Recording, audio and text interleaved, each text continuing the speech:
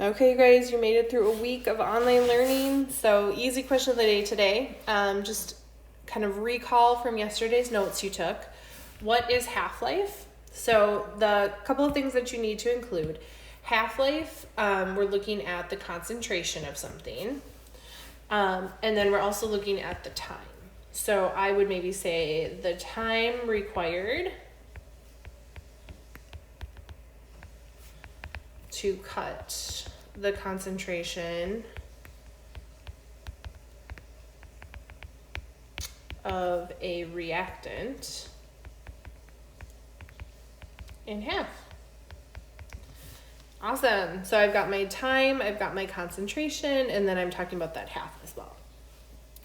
Next, how do you determine it for a first order reaction? So yesterday in the notes you learned that the initial concentration doesn't actually affect the half-life time. So the equation is the same for every single first order reaction, 0.693 over K, and we derived that in our notes yesterday.